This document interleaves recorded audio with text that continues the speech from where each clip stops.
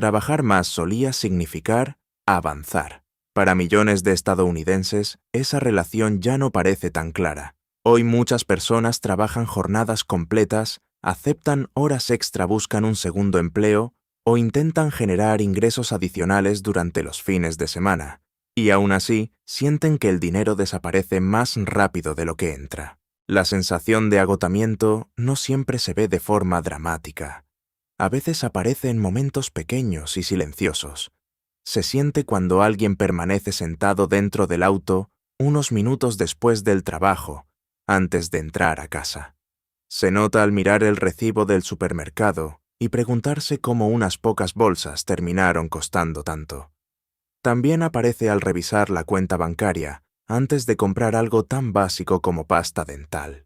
Lo extraño es que según muchos indicadores tradicionales, la economía no parece estar en caída libre. El desempleo no está en niveles típicos de recesión, el consumo sigue relativamente fuerte y muchas grandes empresas continúan reportando ganancias sólidas. Sin embargo, algo no encaja. Si la economía de Estados Unidos supuestamente sigue funcionando, ¿por qué tanta gente siente que trabaja más, se esfuerza más y aún así avanza menos? Esa contradicción es exactamente lo que necesitamos entender. Sería fácil culpar únicamente a la inflación por el agotamiento financiero que se siente hoy en Estados Unidos. Después de todo, los precios subieron con fuerza en los últimos años, y eso afectó casi todos los gastos cotidianos. Pero esa explicación por sí sola no alcanza. La inflación empeoró el problema, pero no lo creó desde cero. Para entender por qué tantas personas se sienten mentalmente agotadas, hay que mirar más atrás. Especialmente en el caso de millennials y Gen Z, el problema no es un solo shock económico, sino una acumulación constante de inestabilidad. Muchos millennials crecieron bajo la sombra de los ataques del 2001, en un periodo marcado por guerras prolongadas y una sensación persistente de incertidumbre global. Luego, justo cuando muchos entraban en la adultez, llegó la crisis financiera de 2008. Durante años les dijeron que estudiar, obtener un título y desarrollar habilidades garantizaría estabilidad. Sin embargo, una gran parte se graduó en un mercado laboral lleno de despidos, contrataciones congeladas y deudas estudiantiles en aumento. La recuperación económica posterior no benefició a todos de la misma manera. Algunos lograron avanzar, pero para muchos, la sensación de seguridad nunca regresó completamente. Después, llegó 2020, y con ello, la pandemia que no solo afectó empleos e ingresos, sino también la estructura diaria de la vida. El trabajo remoto borró límites que antes parecían claros. Para millones de personas, la jornada laboral dejó de terminar cuando cerraban la oficina. Correos, mensajes y tareas pendientes siguieron ocupando espacio mental incluso después de terminar el día. Gen Z vivió otra versión del mismo problema. Muchos entraron a la adultez en medio de confinamientos, aislamiento social y creciente ansiedad sobre automatización, inteligencia artificial y seguridad laboral. El punto importante aquí es que la incertidumbre dejó de sentirse como una fase temporal. Para una generación entera, la incertidumbre empezó a sentirse como el estado normal de la vida adulta.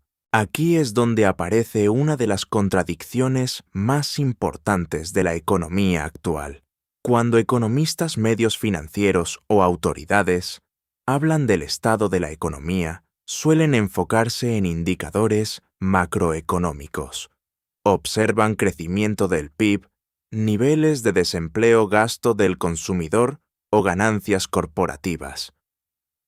En teoría, esos indicadores ayudan a medir la salud general del sistema. El problema es que la mayoría de las personas no vive la economía a través de gráficos o reportes trimestrales.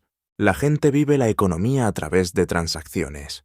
La siente en el supermercado, en la gasolinera, cuando llega el pago de la renta, o cuando aparece un correo notificando que el seguro subió otra vez. Esa diferencia entre macroeconomía y experiencia cotidiana explica gran parte de la desconexión actual. Un titular puede decir que la inflación está bajando, y técnicamente eso puede ser cierto, pero una inflación más baja no significa que los precios regresaron a niveles anteriores, solo significa que los precios siguen subiendo, aunque a menor velocidad. Para muchas familias, esa diferencia técnica tiene poca relevancia en la vida diaria. Lo que importa no es si el índice de precios crece más lento, sino cuánto dinero queda después de pagar lo esencial. Eso también explica por qué ciertos gastos generan una reacción psicológica más fuerte que otros.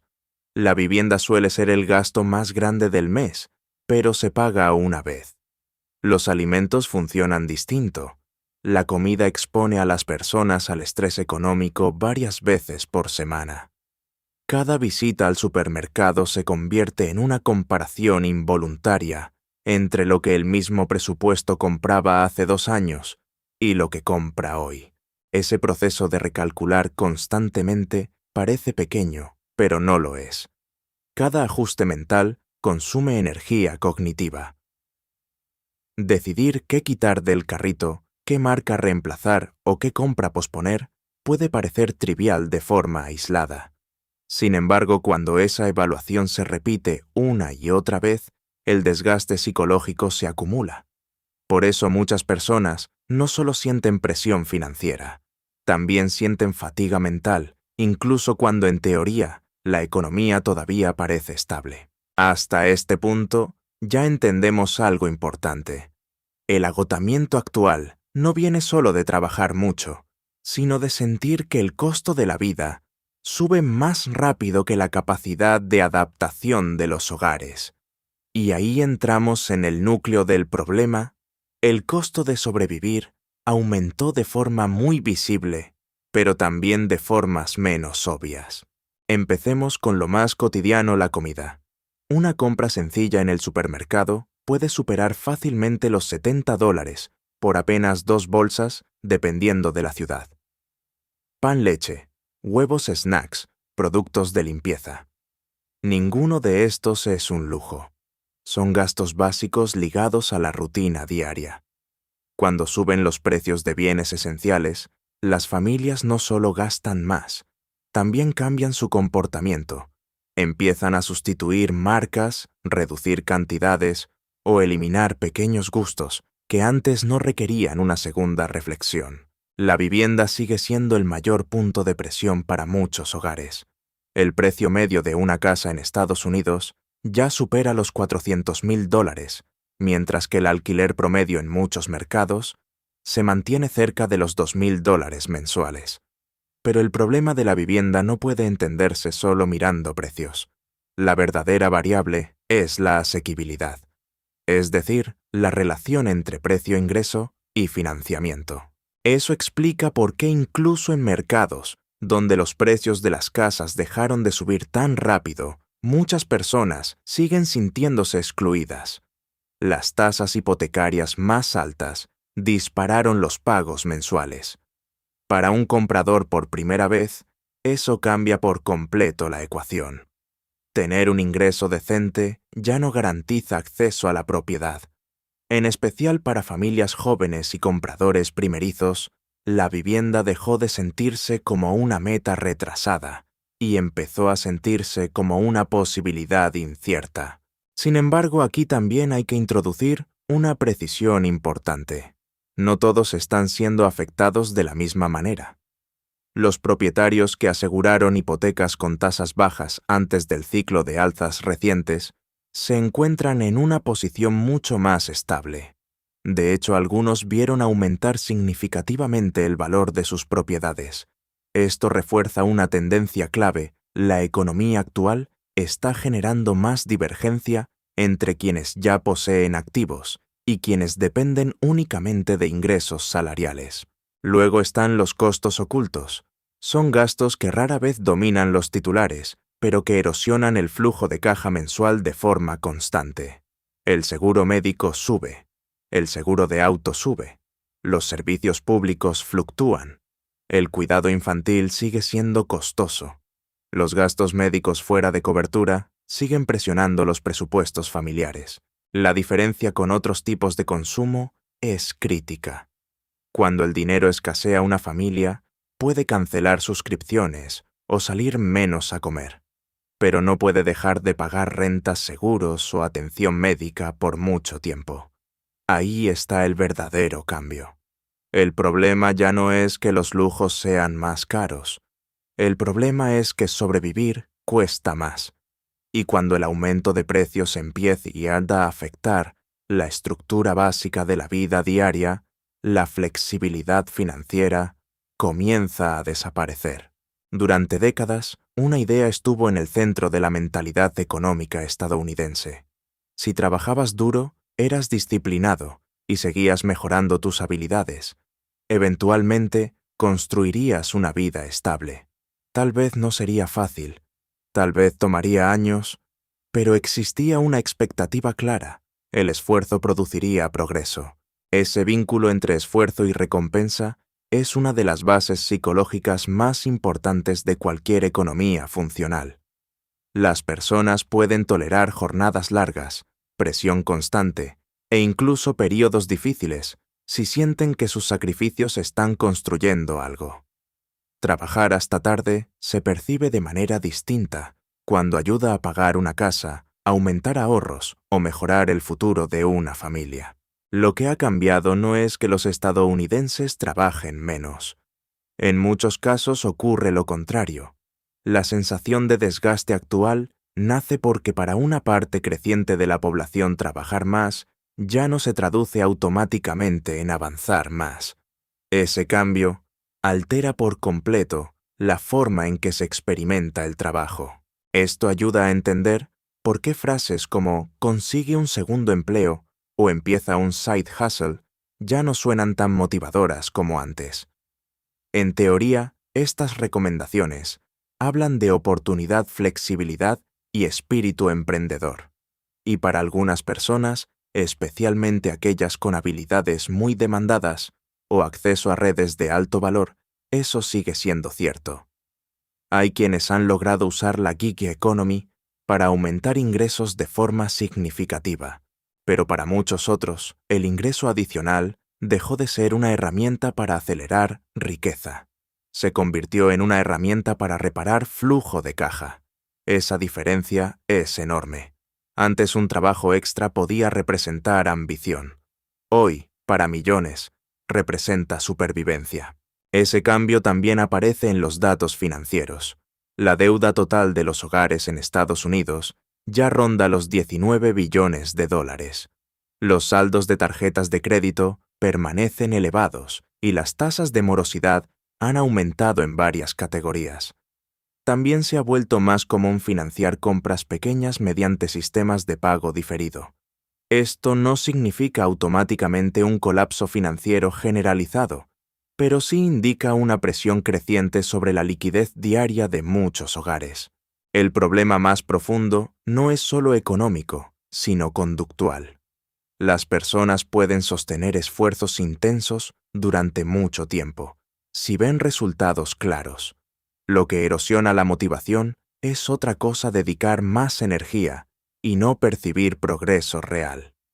Cuando el esfuerzo solo alcanza para mantenerse a flote, la recompensa psicológica desaparece gradualmente.